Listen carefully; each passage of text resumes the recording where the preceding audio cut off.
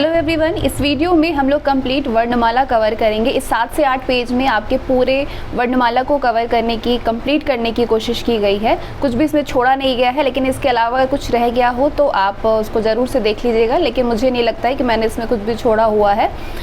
खास करके वीडियो की परीक्षा के लिए बहुत महत्वपूर्ण है। 2018 में जो वीडियो परीक्षा हुआ तो उसमें 6 से 7 प्रश्न वर्णमाला से पूछे गए थे। और वर्णमाला के ऐसे चीज़ कॉन्सेप्ट होता है जो कि एक से इतने मिले जुले होते हैं कि बहुत कन्फ्यूज़न होता है। तो मैं आज इसमें आपके सारे कन्फ्यूज़न क्लियर करने वाली हूँ। इसके बाद आपके वर्णमाला से लगभग जो कन्फ्यूज़न है वो ख़त्म हो जाएंगे। तो चलिए शुरू करते हैं। वर्णमाला जो है, हिंदी के वर्णमाला 52 प्रकार के होते हैं, जिसमें 11 स्वर होता है और व्यंजन 41 होता है। लेकिन अगर प्रश्न आपसे पूछा जाए कि मूल व्यंजनों की संख्या कितनी होती है, तो मूल व्यंजनों की संख्या 33 होती है। कैसे होती है वो आगे आपको बताई जाएगी। 11 स्वर होता है, कौन कौन से? अ, आ, छोटी ई, बड़ी ई, छोटा ऊ, बड़ा ऊ, री, ए, ओ, औ। ये 11 स्वर होते हैं। इसमें अंग और अह नहीं लिया जाता है, क्योंकि अंग जो है वो अनुस्वार की श्रेणी में आता है और अह जो है वो विसर्ग होता है, वो स्वर नहीं होते हैं इसमें। और अंग जो है, अंग ये नाक, इसके उच्चारण, जब किसी भी वर्ण का उच्चारण करते समय हवा केवल नाक से निकलती हो तो वो अंग होता है। जैसे कि बंदर, बंदर बोलने के टाइम पे हम हवा कहाँ से ले रहे हैं? अंदर की तरफ से ले रहे हैं। अनुनासिक की बात करें तो जैसे अ के ऊपर जो चंद्रबिंदी, जिस किसी भी चीज़ के ऊपर जो चंद्रबिंदी ऐसे लगा हुआ होता है, वो अनुनासिक की श्रेणी में आता है। किसी भी वर्ण का उच्चारण करते समय हवा नाक और मुँह दोनों से निकलती हो, नाक और मुँह दोनों से निकलती हो तो वो आपके अनुनासिक होता है। और इसमें चंद्रबिंदु लगे होते हैं, जैसे कि हंसी, पंखुड़ी, ये सब सारे चीज़ों में चंद्रबिंदी लगा होता है, तो ये अनुनासिक में आता है। ध्यान रखिएगा, जो अंग केवल ऐसे लगे केवल ऊपर, जैसे आप बोल रहे हैं कि अंत, अंत में हमने अ के ऊपर ऐसे लगाया, लेकिन इसमें हमने क्या किया? हमने इसमें नाक में से हवा जो क्या है केवल बाहर की तरफ निकलती है, मतलब उच्चारण करते समय हवा केवल नाक से निकल रही है, क्यों? अंग बोल रहे हैं हम लोग। तो जब भी ऐसा कुछ हो तो आप समझिएगा कि वो अनुस्वार की श्रेणी में है। और अगर ऊपर चंद्रबिंदी लगा हो तो वो अनुनासिक की श्रेणी में आता है। और जो अह साउंड करे, जिसके उच्चारण में ह आए, वो अह है और ये विसर्ग होता है। ये ध्यान रखिएगा, जो अह है वो स्वर में नहीं आता है। और इसी अह से ही ये तत्सम का रूप होता है, तत्सम इससे बनता है। जैसे कि प्रातः, ये क्या है? तत्सम रूप है और ये विसर्ग की श्रेणी में आता है। उच्चारण में लगने वाले समय या फिर मात्रा के आधार पर स्वर 2 प्रकार के होते हैं। कौन कौन से? एक ह्रस्व स्वर होता है जिसको लघु मूल संधि भी कहते हैं, और एक दूसरा होता है दीर्घ स्वर, जिसे कि गुरु स्वर भी कहा जाता है। इसकी पहचान ऐसे होती है कि जो ह्रस्व स्वर होता है वो एक मात्रिक होता है, केवल एक मात्रा उसमें होता है। और इससे भी बड़ी बात, इसमें जिन स्वरों के उच्चारण में कम से कम समय लगता हो वो आपके ह्रस्व स्वर की श्रेणी में आए। जैसे कि अ, ई, छोटा ऊ और री, ये 4 प्रकार के ह्रस्व स्वर होते हैं। आपसे पूछा जाए ह्रस्व स्वर कितने प्रकार के होते हैं, तो 4 ह्रस्व स्वर होते हैं। क्या पहचान है? कि इसमें बोलने में कम समय लगता है और ये एक मात्रिक होता है। वही हम दीर्घ स्वर की बात करें तो दीर्घ स्वर जो है वो 7 प्रकार के होते हैं। कौन कौन से? आ, बड़ी ई, बड़ा ऊ, ए, ओ और औ। इसकी पहचान ये है कि ये द्विमात्रिक होते हैं, इसमें 2 मात्रा लगता है और इसके उच्चारण में अधिक समय लगता है। ये आते हैं दीर्घ स्वर की श्रेणी में। दीर्घ स्वर भी 2 प्रकार के होते हैं, एक मूल दीर्घ स्वर होता है और एक संयुक्त दीर्घ स्वर होता है। दोनों में क्या फ़र्क है? तो मूल दीर्घ स्वर जो होता है इसमें ये सजातीय होते हैं, मूल दीर्घ स्वर सजातीय होते हैं, और ये 3 तरह के होते हैं। 3 मूल दीर्घ स्वर होते हैं। मूल दीर्घ स्वर कितने प्रकार के होते हैं? तो 3 होते हैं। कौन कौन से होते हैं? अ, छोटी ई, छोटा ऊ, ये तीनों मूल दीर्घ स्वर की श्रेणी में आते हैं। ये सजातीय क्यों होते हैं? क्योंकि ये एक ही बनावट से, कहने का मतलब है कि एक समान स्वर से ये बनते हैं।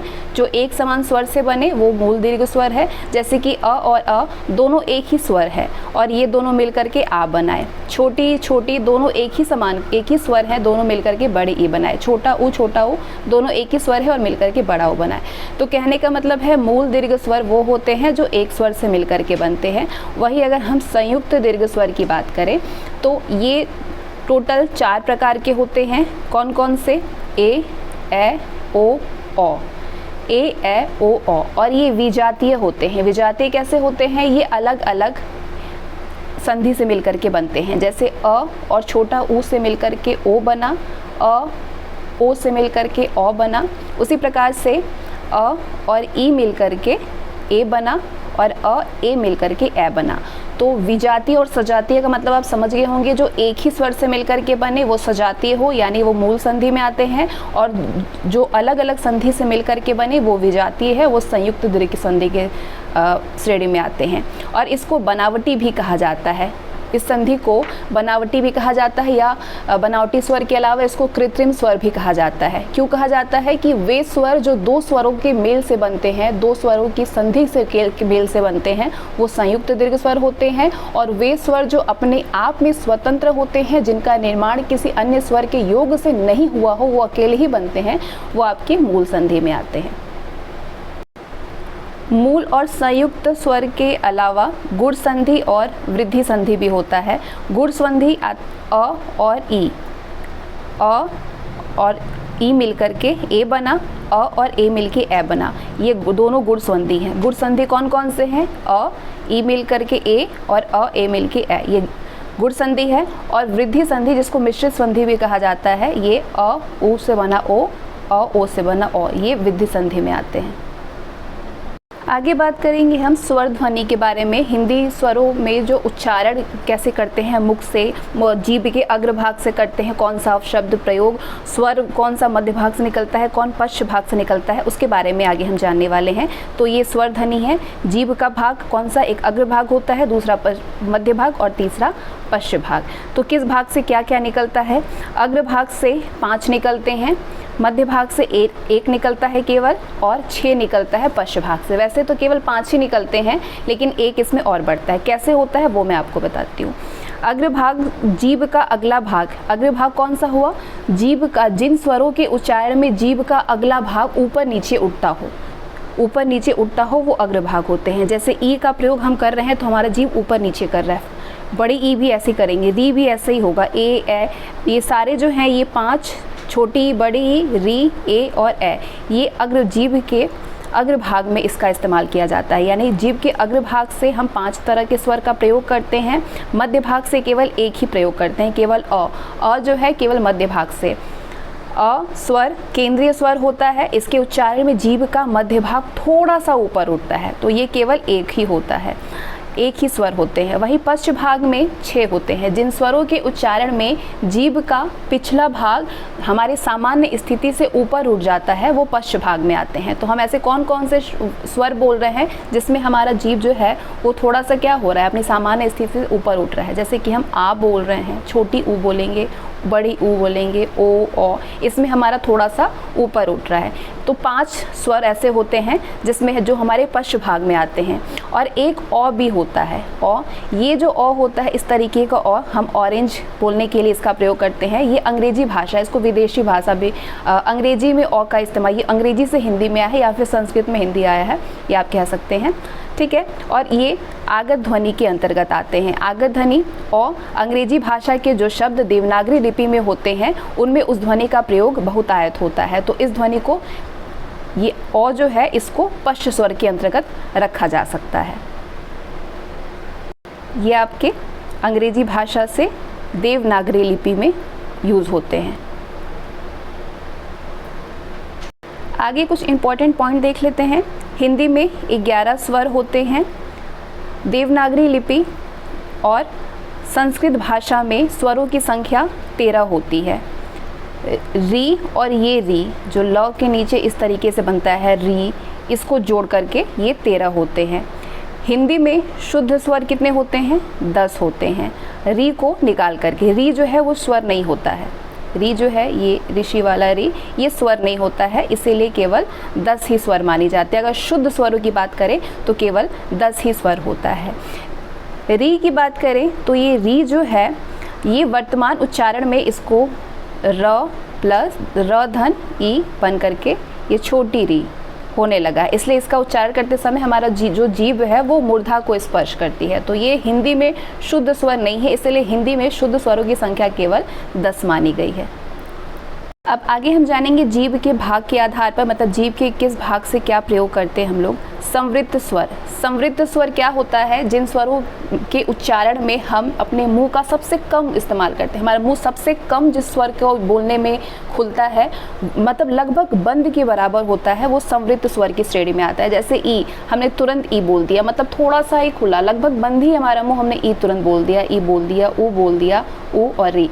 छोटी ई, बड़ी ई, छोटा ऊ, बड़ा ऊ और री, ये संवृत्त स्वर आते हैं जिसमें हमारा मुंह सबसे कम खुलता है, लगभग बंद के बराबर। और अगर हम जीभ की मुख आकृति के आधार पे बात करें तो ये जीभ के अग्रभाग में कौन कौन से स्वर आएंगे? छोटी ई, बड़ी ई और री, ये अग्रभाग में आता है।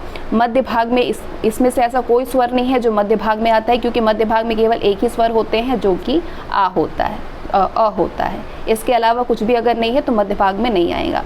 और पश्च भाग में इसमें से संवृत्त संधि में, संवृत्त स्वर में ऐसे कौन कौन से स्वर हैं जो पश्च भाग से प्रयोग हो रहे हैं? ऊ, ठीक है। तो इसीलिए 4 प्रकार के ये आपके होते हैं। कौन कौन से? छोटी ई, बड़ी ई, छोटा ऊ, बड़ा ऊ और री। अगर हम इसमें बात करें संवृत्त स्वर की संख्या कितनी है, तो 2 इसमें है और 2 इसमें है, 4 है। लेकिन री को भी माना जाता है कि ये भी हमारे संवृत्त स्वर के अंतर्गत आता है। लेकिन अगर री के साथ ये दोनों ई में से कोई दिया हो ना, तो आप इन दोनों में से किसी को टिक मारेंगे, री को नहीं मारेंगे। लेकिन अगर सिर्फ अकेले री दिया हो तो आप री को टिक कर सकते हैं। आगे बात करते हैं हम विवृत स्वर की। तो विवृत स्वर जो होता है, ये जिस स्वर के उच्चारण में हमारा मुंह सबसे अधिक खुलता है, हमारा मुंह सबसे अधिक खुलता है, लगभग पूरा ही खुल जाता है। मुख सबसे अधिक खुलता है, लगभग पूरा खुल जाता है। जैसे आ हम बोल रहे हैं तो हमारा पूरा ही मुंह खुल जा रहा है। तो विवृत स्वर में किसका इस्तेमाल हो रहा है? आ का इस्तेमाल हो रहा है। और आ किस में आएगा? आ आपके पश्च भाग में। हमारे जीभ से अगर तुलना करें तो जीभ में हमारे किस भाग से बोले जा रहे हैं? अग्र, ये मध्य या फिर पश्च, तो आप कहेंगे पश्च। वहीं हम अर्ध संवृत्त की बात करें तो अर्ध संवृत्त जो है, जिसमें हमारा कुछ ही अधिक खुलता हो, हमारा संवृत्त श्रेणी। जैसे संवृत्त में हमने पढ़ा था कि हमारा थोड़ा सा ही मुंह खुलता है, लगभग बंद के बराबर रहता है। तो अर्ध में उससे थोड़ा सा ही ज़्यादा खुलेगा। और अगर मुख से बात करें तो मुंह आधे से कम खुलता है, तो वो अर्ध संवृत्त होता है। आधे से कम, संवृत्त से कुछ अधिक, लेकिन मुंह आधे से कम खुलता है। जैसे ए और ओ, अर्ध संवृत्त में केवल 2 ही स्वर आते हैं, ए और ओ।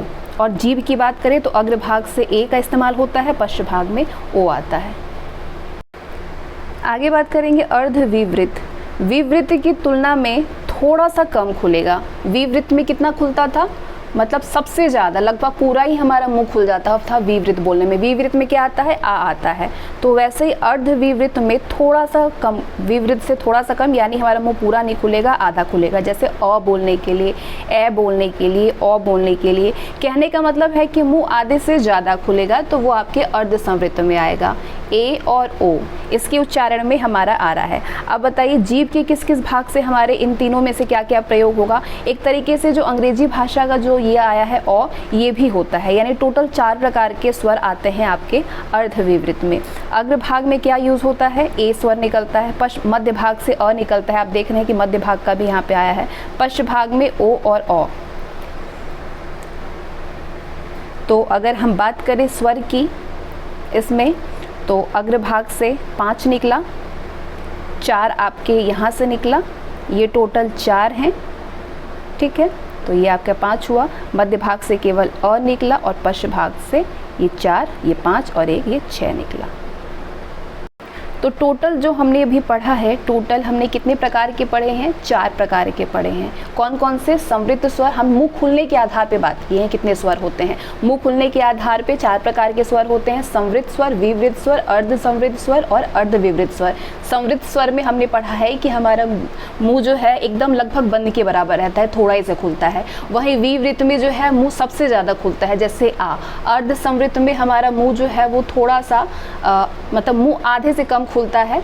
और अर्ध विवृत में हमारा जो है थोड़ा सा कम खुलता है विवृत की तुलना में। विवृत में सबसे ज़्यादा खुलता है और अर्ध विवृत में थोड़ा सा उससे कम खुलता है।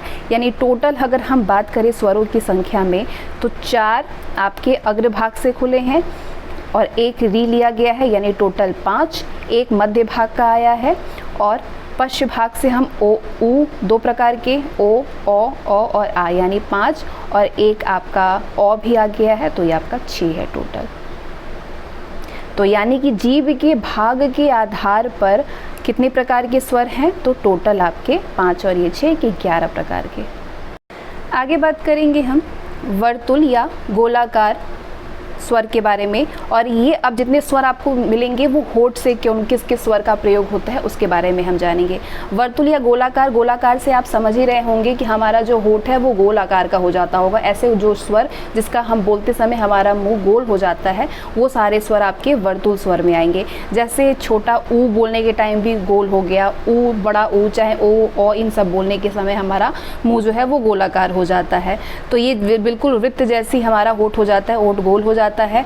तो कितने स्वर आएंगे, इसमें 4 स्वर आते हैं। वही अवृत्त मुखी में ओठ गोल नहीं होता है बल्कि फैल जाता है। कौन कौन से, अ, आ, ई, बड़ी ई, ए और ए। टोटल स्वरों की संख्या कितनी होती है अवृत्त मुखी में, 6 होती है।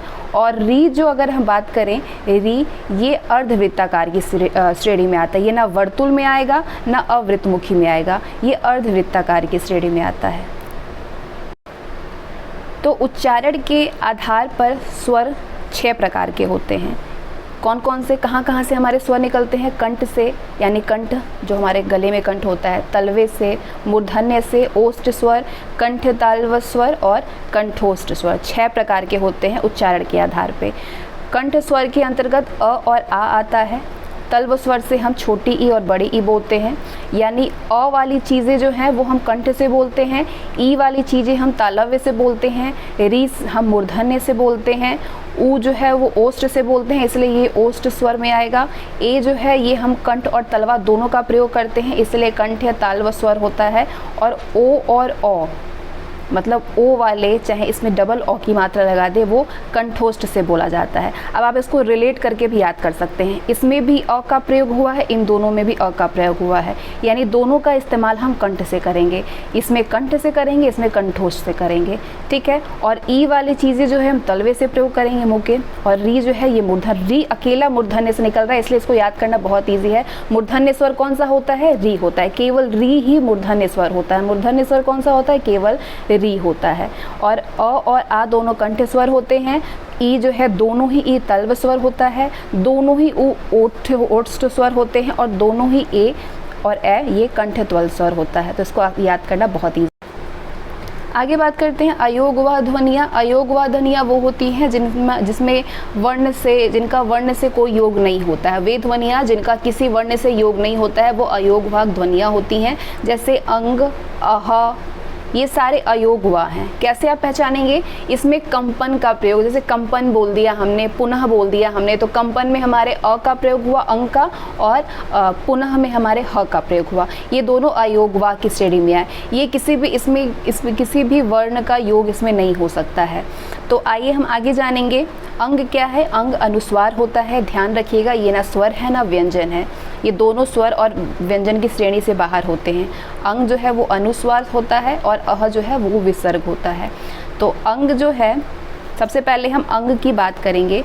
अंग अनुस्वार की श्रेणी में आता है। इसका उच्चारण हम मुख के किस भाग से करते हैं, तो नासिका से करते हैं। ये किस घोषत्व में आता है, तो ये घोषत्व में सघोष में आता है। अब सघोष क्या है वो मैं आपको आगे बताऊंगी। कौन सा प्राणत्व यूज होता है, कौन सा प्राणत्व है ये, तो अल्प प्राण है ये। अंग कौन सा प्राणत्व है, तो आप कहेंगे अल्प प्राण है। कौन उच्चारण की अगर बात करें तो अनुस्वार कौन कौन से होंगे, अंग, य, ड़, न, म, इन सब में न का साउंड कर रहा है, यानी ये सारे अनुस्वार की श्रेणी में आए, ठीक है। उच्चारण में कुछ इस प्रकार का न महसूस हो। वहीं अब हम अह की बात करें, अह विसर्ग होता है। इसका मुख के किस भाग से हम प्रयोग करते हैं, तो कंठ से निकलता है। अह कहाँ से निकलेगा, कंठ से निकलेगा। घोषत्व तो ये सघोष है, ये महाप्राण है, अल्प प्राण नहीं है बल्कि महाप्राण है। और इसका साइन ये है उच्चारण अह, अह इस तरीके से, ये अह, ये आपके अह की श्रेणी में आया, ठीक है। तो आगे हम कुछ इंपॉर्टेंट पॉइंट देखेंगे। री का प्रयोग केवल तत्सम स्वर में होता है, ध्यान रखिएगा। री का प्रयोग और इसके अलावा ये भी याद रखिएगा कि विसर्ग हमेशा तत्सम होता है। जो अह बनता है, अह साउंड करेगा, वो हमेशा ही तत्सम होगा, वो कभी तद्भव में नहीं होगा। औ अंग्रेजी से हिंदी में आया है, औ जो है ये अंग्रेजी से हिंदी में आया हुआ है, इसीलिए इसको, या फिर कह सकते हैं आप कि इसको ग्रहण कर लिया गया है, इसीलिए औ को आगत या गृहीत स्वर कहते हैं। औ को आगत या गृहीत स्वर कहते हैं। ठीक है, ये आ तथा औ के बीच की ध्वनि होती है। औ जो है ये आ और ओ के बीच की ध्वनि होती है। अब हम बात करेंगे अल्प प्राण के बारे में।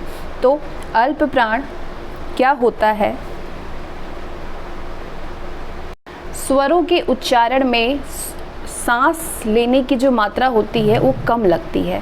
सांस किसी भी चीज़ को बोलने के लिए हमारे जो सांस लेने में हमारे जो कम सांस लेते हैं उसको बोलते हैं अल्प प्राण। आप नाम से ही समझ गए होंगे अल्प प्राण। और ये भी जानिएगा कि सभी स्वर जो हैं वो अल्प प्राण होते हैं। इसीलिए आगे जो भी आपको ये चीज़ बताई गई है कि ये क्या है, प्राणत्व, ये किस प्राणत्व में आएगा, तो ये अल्प प्राण के प्राणत्व में, क्योंकि ये स्वर है। ठीक है, इसीलिए इसको क्या किया गया है, अल्प प्राण में रखा गया है। इसके अलावा विसर्ग हमेशा तत्सम होता है। स्वरों के उच्चारण में स्वर तंत्रियों में जो कंपन होता है वो होता है सघोष या घोष। ठीक है, स्वरों के उच्चारण में, स्वर का उच्चारण करते समय स्वर तंत्रियों में यदि कंपन होता महसूस हो तो वो घोष में आएगा या उसको सघोष बोलते हैं। स्वर ध्वनियों के अंतर्गत कोई भी ध्वनि दंत ध्वनि नहीं होती है। और यदि अगर हम अयोगवा ध्वनियों का यूज़ करेंगे तो अयोगवा ध्वनियों का प्रयोग हमेशा तत्सम शब्दों में होता है। जैसे अंग, अह का प्रयोग हमेशा तत्सम शब्दों में होता है। आगे हम कुछ क्वेश्चन देख लेते हैं जो कि प्रीवियस ईयर के हैं, जो कि स्वर से पूछे गए प्रश्न हैं। कैसे कैसे प्रकार के प्रश्न पूछे जाते हैं। वैसे तो बहुत सारे प्रश्न होंगे अगर सारी एग्जामिनेशन के लिए के बात करें, लेकिन हमने सिर्फ कुछ एग्जाम के क्वेश्चन लिए हुए हैं। वर्णमाला में स्पर्श व्यंजनों की संख्या कितनी होती है? तो स्पर्श व्यंजन 25 होते हैं।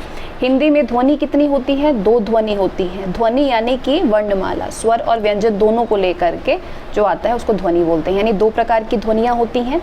एक से अधिक वर्णों के मेल को क्या कहते हैं? अक्षर। हिंदी वर्णमाला में व्यंजन कितने होते हैं? 33 होते हैं। भाषा की सार्थक लघुत्तम इकाई क्या है? शब्द है। लिपि चिन्हों के क्रमबद्ध समूह को क्या कहते हैं? वर्णमाला कहते हैं। लिपि चिन्हों के क्रमबद्ध समूह को वर्णमाला कहते हैं। ह्रस्व स्वर कितने होते हैं? 4 होते हैं ह्रस्व स्वर। ठीक है, याद रखिएगा ह्रस्व स्वर को कितने होते हैं? 4 होते हैं। दीर्घ स्वर कौन सा है? आ, जो का हम बड़ा मुंह खोलते हैं, दीर्घ स्वर में आता है, वो आ हो गया। अनुस्वार तत्सम व तद्भव दोनों हो सकता है। अनुस्वार का प्रयोग तत्सम में भी कर सकते हैं और तद्भव में भी कर सकते हैं, अंग का प्रयोग। और इसके अलावा एक चीज़ और ये है कि ई और बड़ी ई और री, ये स्त्रीलिंग वर्ण है। ध्यान रखिएगा, इसका प्रयोग स्त्रीलिंग में करेंगे। ये तीनों ही स्त्रीलिंग वर्ण हैं। स्वर के अलावा हम बात करेंगे प्लुत स्वर के बारे में। उसके बारे में आपको आगे बताई जाएगी प्लुत स्वर क्या होता है। उससे पहले हम व्यंजन के बारे में जान लेते हैं। तो व्यंजन टोटल 41 होते हैं, लेकिन मूल व्यंजनों की बात करें तो 39 होते हैं।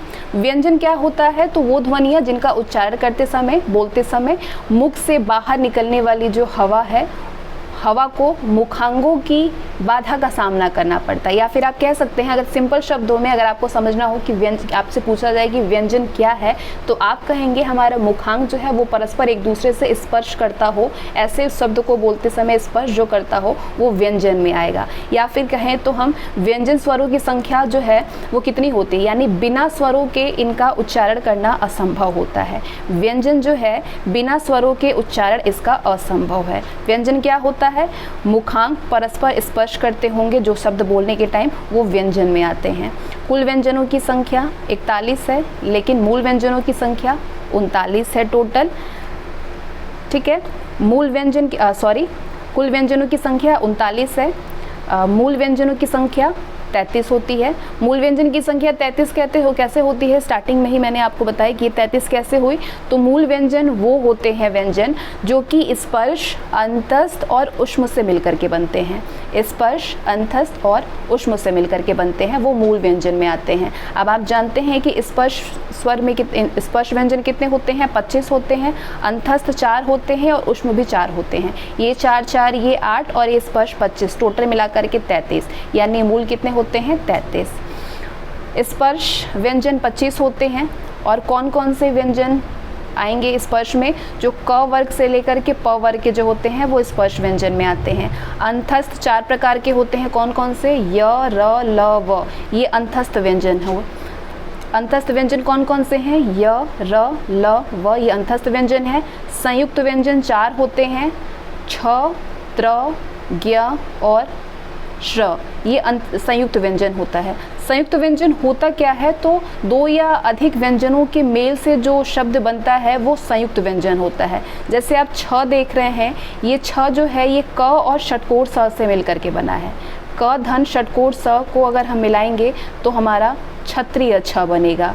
वहीं त्र जो है, त्र ये वाला त और धन ये वाला र को मिलाएंगे तो ये त्रिशूल वाला त्र बनेगा। तो कहने का मतलब है कि संयुक्त स्वर वो होते हैं जो कि 2 व्यंजनों के मेल से बनते हैं, जैसे छ, त्र, ज्ञ और श्र। अंतस्थ कौन कौन से होते हैं? य, र, ल, व। अंतस्थ व्यंजन भी 4 होते हैं, संयुक्त व्यंजन भी 4 होते हैं, ऊष्म व्यंजन भी 4 होते हैं। लेकिन स्पर्श व्यंजन 25 होते हैं और आगत व्यंजन जो है वो 2 होते हैं। आगत व्यंजन कौन कौन से होते हैं? ज और ये वाला बिंदी वाला, जो फारसी भाषा में जो प्रयोग होते हैं ना, विदेशी भाषा कहते हैं। जो बिंदी लग जाता है वो विदेशी भाषा से लिया गया है, तो ये आगत व्यंजन में आते हैं। ये केवल 2 होते हैं, ठीक है।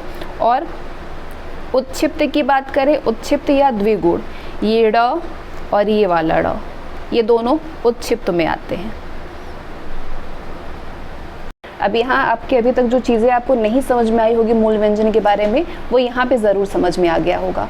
क वर्ग से लेकर के प वर्ग ये आपके स्पर्श व्यंजन के अंतर्गत आते हैं। क से लेकर ये पूरा ये स्पर्श व्यंजन है, ठीक है।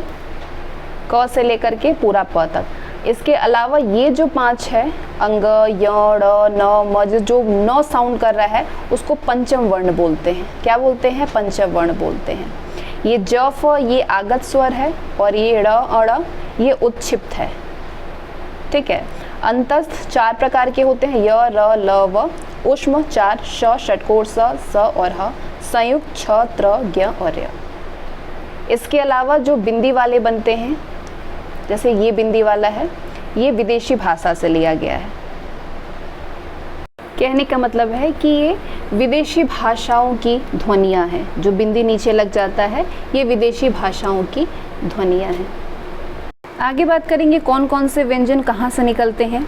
तो उच्चारण के आधार पे कितने प्रकार के होते हैं। जैसे उच्चारण के आधार पे स्वर जो है वो 6 तरीके से निकलते हैं और उच्चारण के आधार पे व्यंजन जो है वो 7 जगह से, मुख के 7 तरीके से निकलते हैं। कहाँ कहाँ से? कंठ व्यंजन, तालव्य व्यंजन, मूर्धन्य व्यंजन, दंत व्यंजन, ओष्ठ व्यंजन, नासिक्य व्यंजन और दंत्योष्ठ व्यंजन। ये सारे 7 प्रकार के आपके स्वर से व्यंजन से निकलने वाली है। वहीं हम जो स्वर से निकलने वाले हैं, जो उच्चारण के आधार पे अगर हम स्वर की बात करें तो 6 तरीके से निकलते हैं। कंठ स्वर होता है, तालव्य स्वर, मूर्धन्य स्वर, ओष्ठ स्वर, कंठ तालव्य स्वर और कंठोष्ठ स्वर, ठीक है। लेकिन इसमें 2 अलग चीज़ क्या आ जाती है। ओष्ठ तो उसमें भी होता है, इसमें भी होता है। नासिक्य और दंत उसमें नहीं होता है स्वर में, और नासिक्य और दंत दोनों का इसमें इस्तेमाल किया गया, दंत का भी और दंतोष्ठ का भी, ये फ़र्क होता है। तो आइए समझिए कि कहाँ से क्या क्या चीज़ें बोलते हैं। जैसे कंठ व्यंजन की बात करें हम, कंठ व्यंजन से क, ख, ग, घ, ड़ और ह आते हैं। तालव्य व्यंजन में च, छ, ज, झ, य, थ, श आता है। मूर्धन्य से ट, ठ, ड, ढ, ड़, र और श आता है। दंत व्यंजन से त, थ, द, ध, न, ल और स आता है। अब ये देखिए न, ल, स ये संस्कृत में न, ल, स ये संस्कृत भाषा में वर्चस्व व्यंजन था। हिंदी भाषा में आकर के ये दंत में हिंदी भाषा में ये वत्सव्य जो है वो वत्सव्य और दंत दोनों आए थे, मिलकर के क्या बन गया? वत्सव्य को ही चुना गया क्योंकि ये ज़्यादा सही था। तो ये कहाँ से आया है? ये व्यंजन वर्तव्य से व्यंजन था जो हिंदी भाषा में आकर के ये दंत बन गया है। न, ल, स ध्यान रखिएगा, न, ल, स क्या है? ये दंत है। क्या था? तो आप कहेंगे कि ये वर्त्स व्यंजन था पहले, लेकिन हिंदी भाषा संस्कृत भाषा में ये वर्त्स है। क्या है? वर्त्स। लेकिन अगर हिंदी भाषा की बात करें तो ये दंत में आएगा। इसके अलावा ओष्ठ व्यंजन कौन कौन सा है? प, फ, ब, भ, म। यानी क वर्ग में यहाँ तक, अंग तक, तालव्य में च छ ज ज, मूर्धन्य में ट ठ ड ढ, दंत में त थ द ध न ल स, ओष्ठ से प फ ब भ और म, ये ओष्ठ से बोलने वाले हैं। नासिक से जो बोले जाते हैं शब्द नासिक के व्यंजन में, वो य जिसमें साउंड करे, न, जैसे अंग, य, ड़, न, म, ये सब आपके नासिक के में आएगा। नासिक के व्यंजन आप नासिक के समझ रहे हैं आपकी कहाँ से निकला, ये एकदम, अगर मूर्धान्य जो है वो आपके बीच के तलवे में आते हैं, नासिक के वत्स और दांत, होंठ और जीभ के नीचे आता है, ठीक है। नासिक के जो है आपका, जिन ध्वनियों के उच्चारण में वायु, हवा जो है वो हमारे मुख के साथ साथ नासिका मार्ग से, नाक से, नासिका एरिया से बाहर निकलती है, वो नासिक के ध्वनियाँ है, उसको नासिक के ध्वनि बोलते हैं, ठीक है। हिंदी में पंचवर्गीय व्यंजनों के अंतिम पांचों व्यंजन कौन कौन से, अंतिम पांचों व्यंजन जो हैं पंचवर्गीय व्यंजनों के, वो ये हैं, ये सारे नासिक के में आते हैं। वहीं दंतोष्ठ व्यंजन में सिर्फ एक वो आता है। PDF आपको प्रोवाइड कर दिया जाए। इसके अलावा यहाँ पे ये चीज़ भी इम्पॉर्टेंट है कि जो अंग है ये किस चीज़ से मिल करके बनेगा, तो ये कंठ और नासिक से मिल करके अंग बनता है। य बनता है तालव्य और नासिक से मिल करके, न बनता है मूर्धन्य और नासिक से मिल करके, ये वाला न जो है ये दंत और नासिक से मिल के बनता है, और ये वाला जो म है वो ओष्ठ और नासिक से मिल करके बनता है। इसके अलावा आगे हम बात करेंगे अब अल्प प्राण और महाप्राण। अल्प प्राण का मतलब होता है कि हवा जो है, हवा अल्प प्राण में वायु होता है, और इसके उच्चारण के समय फेफड़ों से बाहर निकलने वाली वायु की मात्रा कम होती है, वो अल्प प्राण होता है। और जिस चीज़ के उच्चारण में फेफड़ों से बाहर निकलने वाली वायु की मात्रा बहुत अधिक होती है अल्प प्राण की अपेक्षा, वो महाप्राण में आते हैं। तो जैसे इसके अलावा आपको इसमें ध्यान क्या रखना है, तो डेफिनेशन उतना इम्पॉर्टेंट नहीं है, आपको बस इतना जानना है कि प्रत्येक वर्ग में प्रथम, तृतीय और पंचम वर्ण, प्रत्येक वर्ग के अल्प प्राण में प्रत्येक वर्ग के पंचम, तृतीय और प्रथम, तृतीय और पंचम वर्ण। इसके अलावा अंतस्थ व्यंजन, अंतस्थ व्यंजन कौन कौन से होते हैं, य, र, ल, व, ये चारों आते हों वो आपके अल्प प्राण के अंतर्गत आते हैं। प्रथम यानी क, तृतीय यानी ग, पंचम यानी अ। तो क से प वर्ग के प्रथम, तृतीय और पंचम वर्ण आए। इसके अलावा अंतस्थ व्यंजन आए, वो आपके अल्प प्राण के अंतर्गत आता है। इसमें टोटल 19 व्यंजन होते हैं, और अगर ध्वनियों की बात करें तो अल्प प्राण में कितने ध्वनियाँ होते हैं, टोटल 31 ध्वनि होते हैं। कैसे, 19 व्यंजन इसमें एक अनुस्वार होता है और 11 स्वर होता है, टोटल 11 ध्वनियाँ होती हैं अल्प प्राण में। वहीं महाप्राण की बात करें तो इन प्रत्येक वर्ग के द्वितीय यानी क से प वर्ग में द्वितीय, क के बाद ख आता है, द्वितीय और चतुर्थ वर्ण। इसके अलावा ऊष्म व्यंजन, ऊष्म व्यंजन यानी षटकोर श, बड़ा श, स और ह, ये चारों को लेकर के ये सारे महाप्राण में आते हैं। तो टोटल महाप्राण में व्यंजनों की संख्या 14 होती है, एक विसर्ग भी होता है, तो ये टोटल मिला करके 15 होता है। 15 अगर ध्वनियाँ पूछा जाए महाप्राण में कितनी है, तो 15 ध्वनियाँ होती हैं। आगे हम घोष और सघोष को समझेंगे। अघोष होता है, अघोष या घोष कह सकते हैं, इसमें कंपन नहीं होता है, बोलते टाइम में कंपन नहीं होता है, वो अघोष में होते हैं। और जो बोलते टाइम में इसके हमारे सांस में कंपन महसूस हो, वो सघोष में आते हैं। अघोष में प्रत्येक वर्ग के यानी क वर्ग से प वर्ग में प्रत्येक वर्ग के प्रथम यानी क और द्वितीय यानी ख, और अगर प वर्ग में बात करें प और फ, प्रत्येक वर्ग के क वर्ग से प वर्ग में प्रथम और द्वितीय। और इसके अलावा अंतस्थ के 3 श, षटकोर स और स, ध्यान रखिएगा इसमें ह नहीं है, ये आपके अघोष में आता है, ठीक है। तो यानी टोटल कितने अघोष में व्यंजन होते हैं, ध्वनियाँ होती हैं, तो 13 ध्वनियाँ होती हैं। वहीं अगर हम सघोष की बात करें तो इसमें स्वतंत्रियों में कंपन महसूस होता है, प्रत्येक वर्ग के तृतीय, चतुर्थ, पंचम। इसके अलावा य, र, ल, व, ह, अंग और अह ये भी आता है, जिसमें 5 ये आपके य, र, ल वाला है, ठीक है। और इसके अलावा ये अनुस्वार और विसर्ग भी है। टोटल मिलाकर अगर ध्वनियाँ पूछी जाए तो 33 होती है। 20 व्यंजन होता है, एक अनुस्वार होता है और एक विसर्ग होता है और 11 इसमें स्वर होते हैं। टोटल मिलाकर के 33 ध्वनियाँ होती हैं सघोष में। प्राण और महाप्राण में एक चीज़ और इम्पॉर्टेंट है, नवविकसित वर्ण। नवविकसित वर्ण वो होते हैं जो कि इसका विकास हुआ है, हिंदी के संरचनात्मक विकास का परिणाम है। जैसे कि ड का नया विकसित अंग हो गया, ठीक है, ये तो आपकी अलग चीज़ हो गया। लेकिन यहाँ नवविकसित बात ये हो रही है कि जैसे न, ल और म, ये आपके अल्प प्राण व्यंजन है। न, ल, म क्या है, ये अल्प प्राण व्यंजन। अगर पूरा पूरा लिखित है तो वो अल्प प्राण में है, लेकिन अगर इसका नया रूप बन जा रहा है, जैसे आधा न का प्रयोग करके ह, आधा ल का प्रयोग करके ह, ये महाप्राण में आया, इसका परिवर्तित। न, ल, म अल्प प्राण व्यंजन है और आज इनके महाप्राण रूप है ये स्वतंत्र व्यंजनों की भांति विकसित हो गए हैं। तो इसके स्थान पर ये सारे शब्द प्रयोग में आने लगे हैं, जैसे कान्हा, कुमार, कान्हा, ये सारे चीज़ें। इसके अलावा आगे जो चीज़ें इंपॉर्टेंट हैं उन्हें हम कवर करेंगे, जैसे कि स्पर्श व्यंजन बहुत इंपॉर्टेंट है। यहाँ से 25 स्पर्श व्यंजन होते हैं, कौन कौन से वो आपको बताई गई है। तो वो स्पर्श व्यंजन होता क्या है, वो व्यंजन जिनका उच्चारण करते समय हमारा मुख्यांक पूरी तरीके से स्पर्श होता हो, मुखांक पूरी तरह स्पर्श होता हो, वो स्पर्श व्यंजन होता है। तो क वर्ग से प वर्ग वाले 25 व्यंजन होते हैं, पूरा क के पूरे अंग तक, प के पूरे म तक, ठीक है। ये सारे आपके स्पर्श व्यंजन में आते हैं। अब आपको ये जानना है कि कहाँ से इसका उच्चारण होता है। तो क वर्ग का उच्चारण गले से होता है, जिसको कंठ बोलते हैं। लेकिन अगर हमेशा वर्ण नाम पूछा जाता है तो आप कहेंगे कंठ।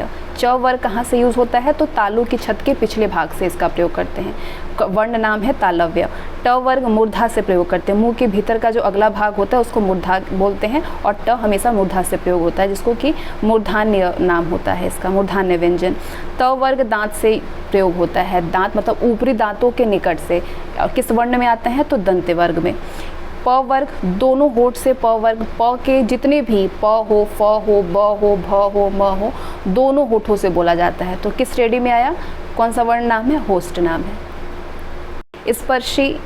स्पर्श संघर्षी क्या होता है, तो वो व्यंजन जिनका उच्चारण करते समय मुखांक के द्वारा स्पर्श भी हो, हमारा मुंह जो है वो एक दूसरे से स्पर्श भी हो और हवा को बाहर निकालने में थोड़ा सा संघर्ष करने पड़े, संघर्ष का सामना करना पड़े, तो वो स्पर्श संघर्षी होता है। जैसे च, छ, ज, झ, ये स्पर्श व्यंजन स्पर्श संघर्षी है, जिसको बोलने में हमारा हवा तो ऊपर नीचे मुंह तो हो ही रहा है, साथ में हवा बाहर निकालने में थोड़ी तकलीफ है। जैसे च, छ, तो ये ठीक है, ये चार क्या है, स्पर्श व्यंजी होते हैं, स्पर्श संघर्षी होता है।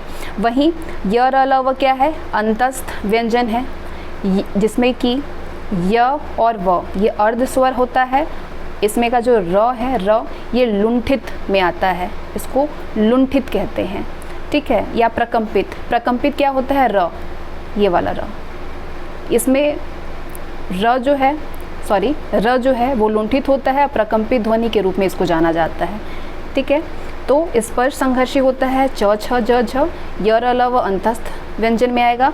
य व अर्ध स्वर में आता है, र लुंठित या प्रकंपित में आता है और ल पार्श्विक व्यंजन में आता है। ल किस में आता है, जिस ध्वनि का उच्चारण करते समय हवा जो है वो जीभ के दोनों बगल में, दोनों पार्श्व भागों से बाहर निकलती हो, उसको पार्श्विक व्यंजन कहा जाता है। तो ल में ये चीज़ होती है, ठीक है। तो ल क्या है, ल पार्श्विक है। अब बात करेंगे उष्म के बारे में। उष्म व्यंजन, उष्म व्यंजन में ना के बराबर हमारा मुंह का हवा घर्षण जो है वो ना के बराबर इस्तेमाल होता है, ना के बराबर स्पर्श होता है वो, जैसे कि श, षटकोण स और ह, इसलिए ये उष्म व्यंजन में आते हैं। उत्क्षिप्त आप जानते हैं कि अंग और ये उत्क्षिप्त में आता है। उत्क्षिप्त होता क्या है, उत मतलब होता है ऊपर उठना और क्षिप्त मतलब होता है शीघ्रता से नीचे आना। इसका मतलब आप समझ गए होंगे कि हमारा जो कोई भी शब्द का उच्चारण करते समय हमारा जीवा ऊपर से उठ करके झटके से नीचे की तरफ आए तो उसका मतलब उत्क्षिप्त होता है। जैसे अंगा बोलने के टाइम ऊपर से नीचे डायरेक्ट आ रहा है, अणा बोलने के समय ऊपर से डायरेक्ट नीचे आ रहा है, इसीलिए दो क्या है, उत्क्षिप्त है। इसके अलावा क्या इंपॉर्टेंट है, ताड़न जात। ताड़न जात क्या होता है, इसको आघात करना भी कहा जाता है। जैसे अड़ और ड़ और अड़ ये ताड़न जात में आते हैं, ठीक है। विकसित व्यंजन क्या होते हैं, जो विकसित हुआ है, जैसे कि ड, जैसे मैं आगे बता रही थी, ड का नया विकसित रूप अड़ा हो गया है, ड का नया विकसित अड़ा हो गया, ये हो गया है, अड़ा ये हो गया है, तो इसको नया विकसित बोलते हैं, विकसित व्यंजन कहते हैं। विकसित व्यंजन दो तरीके के होते हैं, ये और ये। द्विगुण। द्विगुण व्यंजन क्या होता है? द्विगुण व्यंजन जिसमें ड, ऋ और अड़ दो तरीके से इसका इस्तेमाल हो। एक तो नुक्सा रहित, नुक्सा रहित यानी कि जैसे बिना बिंदी के ढाल बोल दिया, बिना बिंदी के ड का इस्तेमाल कर दिया डमलो। और दूसरा नुक्ता सहित यानी बिंदी के साथ में, जैसे सड़क, लड़ाई। ठीक है, आगे बात करते हैं। नासिक के बारे में आगे भी बता दिया है मैंने, क्या होता है। मुख के साथ साथ नासिका का प्रयोग हो वो नासिक के होता है। निर्नुनासिक की बात करें तो जिसके उच्चारण में नासिका मार्ग बंद हो जाए और वायु केवल मुंह से बाहर निकलती हो तो उसको निर्नुनासिक व्यंजन कहते हैं। तो नासिक की ध्वनियाँ कौन कौन सी हैं? ये वाली जिसमें न साउंड करें। अब आइए आगे हम चलेंगे, जो प्रीवियस ईयर क्वेश्चन है उनको देखेंगे और इसके बाद आपके पूरे वर्णमाला को मैंने इसमें ख़त्म कर दिया है लगभग। इसके अलावा मुझे नहीं लगता है कि मैंने कुछ छोड़ा है, लेकिन अगर आपको लगता होगा कि कुछ छूटा है तो आप प्रैक्टिस के बाद इसको आप समझ सकते हैं। तो ये प्रीवियस ईयर के क्वेश्चन है। कंठ ध्वनि कौन कौन सी होती है? अ, आ और क वर्ग और ह विसर्ग। कंठ वर्ण कौन से हैं? अ और ह और ये वाला ह। कौन सा ह? ये वाला अह। घ का उच्चारण स्थान कौन सा है? घ कंठ से बोले जाते हैं। व्यंजन का उच्चारण तालु से होता है। कौन कौन से वो व्यंजन है जिसका उच्चारण तालु से होता है? तो च से य तक। च वर्ण क्या है? तो अभी आपने जाना तालु व है। हिंदी में मूर्धन्य ध्वनियाँ कितनी हैं? तो ट, ठ, ड, ढ। प वर्ग वाले, जो ट वर्ग वाले हैं ये आपके मूर्धन्य ध्वनियाँ होते हैं।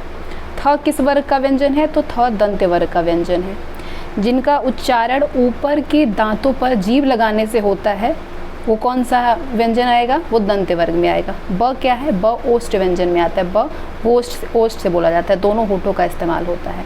तो इसमें हमने पूरे वर्णमाला को कवर कर दिया है और इसको 1 से 2 बार अगर आप देख लेते हैं तो वर्णमाला में कभी भी आपकी कोई भी चीज़ें गलती नहीं होगी, ना स्वर ना व्यंजन पहचानने में।